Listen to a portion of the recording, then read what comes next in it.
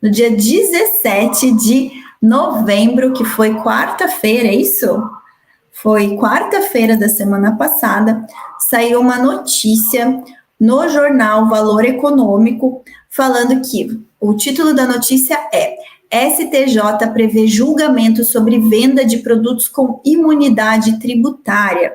E a notícia fala o seguinte: a primeira sessão do STJ, do Superior Tribunal de Justiça, incluiu em pauta de julgamento um tema de interesse para os contribuintes que vendem produtos com imunidade tributária.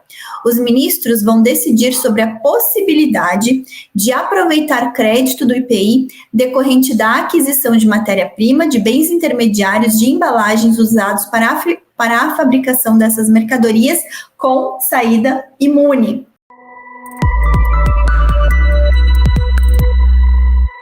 O que acontece? O IPI, que é o Imposto sobre Produtos Industrializados, que é um imposto de competência federal, previsto lá na nossa Constituição Federal de 1988, no artigo 153, no inciso 4, tá? Ele é um imposto que ele tem a natureza não cumulativa. O que isso quer dizer, o imposto com a natureza não cumulativa? Ele segue o princípio de que todas as compras, tá? Todas as compras agravadas com o imposto geram um crédito daquele imposto que serve para ser deduzido do imposto a pagar, tá? O que acontece? Lá em 1999, por meio da Lei 9.779, anotem essa lei, Lei 9.779 de 1999, no artigo 11, veio-se prever a possibilidade de, mesmo que a indústria, o contribuinte do IPI, tá? Porque o contribuinte do IPI nem sempre é só a indústria, tá? Por mais que a gente fale de imposto sobre produtos industrializados, a legislação prevê como contribuinte do IPI o industrial ou equiparado a industrial. Então, muitas vezes existem empresas que são atacadistas, mas que pelo fato de fazer parte de um grupo econômico e pela legislação do IPI serem consideradas como parte vinculada de uma indústria, de um industrial, passam a ter também a adquirir, tá? Adquirir essa característica de equiparar na industrial e por conta disso passam a ser contribuintes do IPI, tá bom? Mas aqui propriamente, como a gente tá falando de aquisição de matéria-primas, de insumos, tá? De insumos, de materiais para embalagem de bens intermediários, nós estamos vou dizer assim, quase que 100% falando de indústria, tá? Porque, Letícia, embalagem eu posso adquirir embalagem e fazer uma venda mesmo sendo uma atacadista, mas o próprio fato de eu embalar, de eu acondicionar uma mercadoria já está enquadrado lá dentro do conceito de industrialização, tá bom? Então, aqui eu estou falando com indústria porque eu estou falando com indústria que adquire matéria-prima, bens intermediários ou materiais para embalagens, tá? Adquirem com o gravame do IPI. Então, todos esses produtos, quando eles vêm, são comprados, eles têm lá o destaque do IPI, certo? Letícia, mas e se eu estou comprando de uma não indústria? Se eu estou comprando de um atacadista, por exemplo, tá? Estou comprando ali uma embalagem que é de um atacadista. E aí, não vem normalmente o destaque do IPI. Sim, mas a própria legislação do IPI fala que mesmo nas aquisições, tá? Nas aquisições de não contribuintes de IPI, mas desde que sejam insumos para sua atividade aqui, você consegue ainda manter 50%, tá? Você tem que fazer o cálculo do que seria 50% do gravame do IPI, caso fosse um contribuinte do IPI. Então, mesmo que não haja destaque na nota fiscal do IPI, se você está comprando, tá, como insumo para a sua atividade, mesmo que seja de não contribuinte, a legislação do IPI permite que você mantenha um crédito no percentual de 50%, tá, do que seria se aquela compra tivesse IPI, tá bom? Então, você adquire esses produtos e você adquire um crédito de IPI, ok? Na saída, na venda desses produtos, o que vai acontecer? A venda, ela vai ser desagravada, vai ser desonerada do IPI. Por quê? Porque a legislação estabelece para a venda de determinados produtos, ela estabelece alíquota zero. Para vendas de outros produtos, ela estabelece uma isenção. E para a venda de outros produtos, ela pode estabelecer aí uma imunidade, tá? Qual que é a principal imunidade em termos de IPI que a legislação traz? Exportação, tá? Exportação é uma imunidade. Então, sempre que eu vou fazer a saída de um produto para exportação, esse produto vai ter a imunidade do IPI, tá bom? Imunidade do IPI. O que acontece? Antes da Lei 9.779, não existia nenhuma legislação prevendo, tá? Ao contrário, se vedava a manutenção do crédito do IPI quando a saída fosse desonerada, quando a venda da mercadoria industrializada fosse uma venda que não sofresse incidência do IPI, por alíquota zero, por não incidência, ou por isenção. Então, sempre que não tivesse o IPI na entrada, o crédito o IPI na saída, o crédito da entrada teria que ser estornado, não poderia ser utilizado, tá? Daí vocês podem perguntar, tá, mas para que eu vou utilizar o crédito desse IPI se eu não vou ter IPI para pagar na saída? Mas lembre-se, gente, por ser um imposto federal, você pode não ter o IPI em determinadas mercadorias que você vende como indústria, mas pode ter em outras mercadorias, certo? E por ser um imposto federal, esse crédito, muitas vezes, você consegue ou ressarcir ou utilizá-lo para pagamento de outros tributos, tá? A legislação prevê, e aí a legislação prevê na Lei 9.430, né, como fundamento legal, e na Instrução Normativa número 1717, eu não estou com a Instrução Normativa aqui para falar qual que é o artigo, ela prevê que em casos que você não consiga utilizar o crédito do IPI, você possa se ressarcir desse crédito do IPI. Existe um processo para você pedir esse ressarcimento, tá? Um processo administrativo para solicitar esse ressarcimento, tá bom? Então, antes da Lei 9.779, não existia nenhuma autorização para manutenção desse crédito quando a saída fosse desonerada, certo?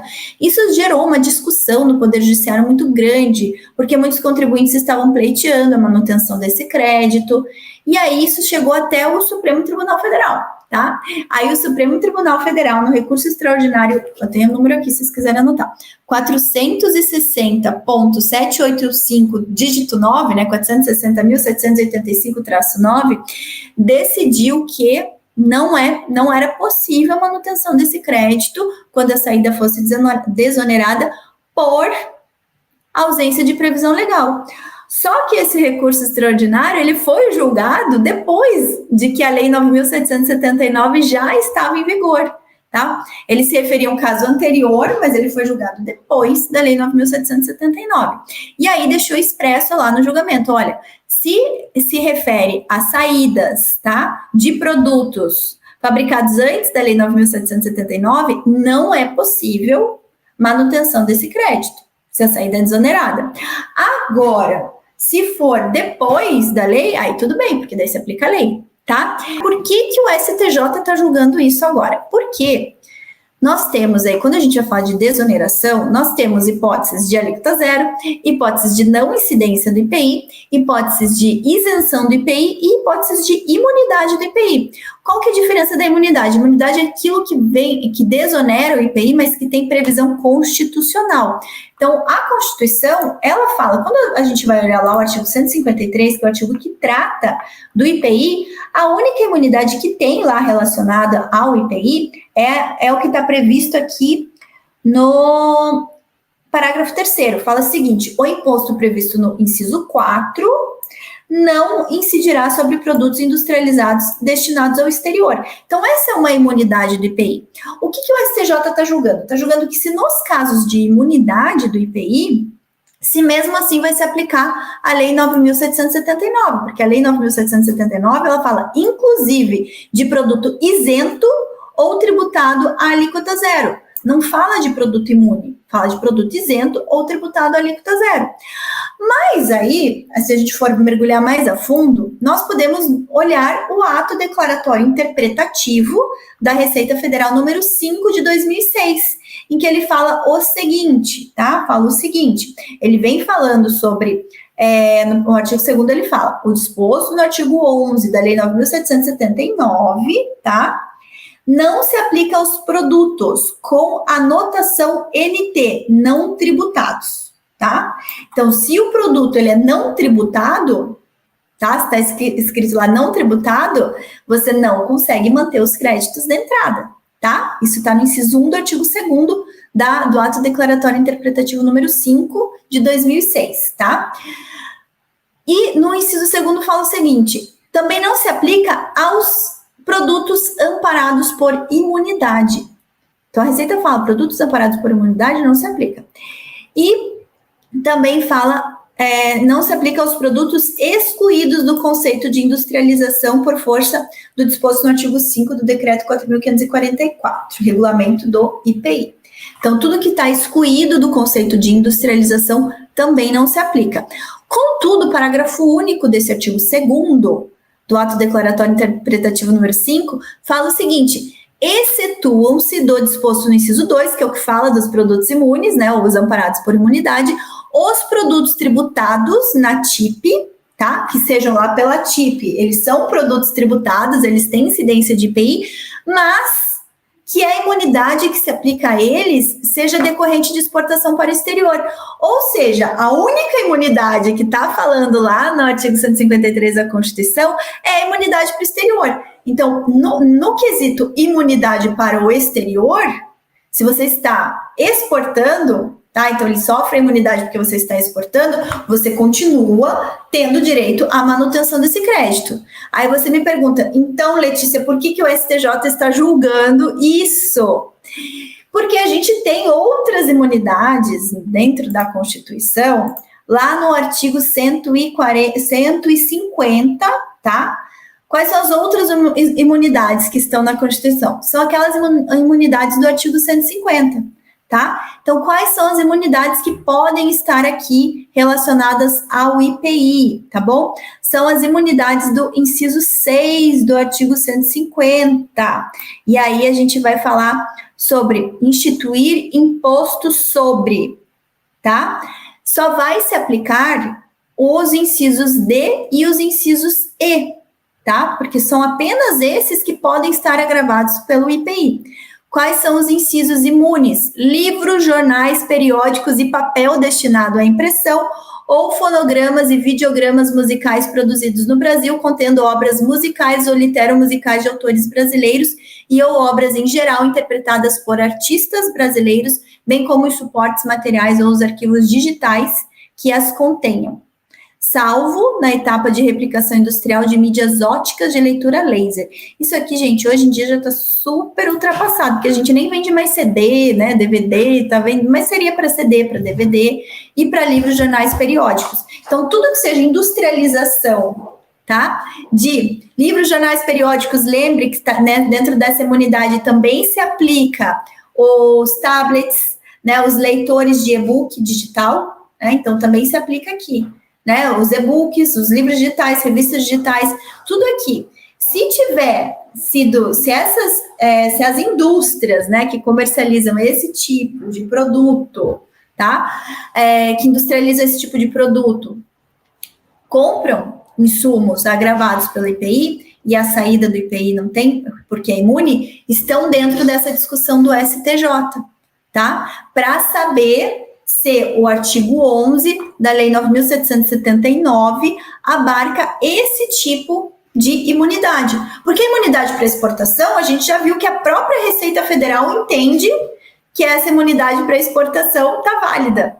Porque teve lá o gravame do IPI, está previsto o gravame do IPI, só que como o produto está sendo vendido para o exterior, ele acaba recebendo a imunidade. Agora, na tabela do IPI, se a gente for ver qualquer coisa relacionada a livros, jornais, periódicos e a CD, DVD, enfim, ele já não vai ter incidência do IPI por conta da imunidade, não vai ter lá, né, o destaque do IPI. Então, é isso que está sendo discutido no STJ, tá? Então, vão ser essas as empresas, essas as indústrias que podem, caso o STJ entenda que a imunidade não está dentro lá do artigo 11 da Lei 9.779, aí podem sim sofrer uma perda lá no STJ.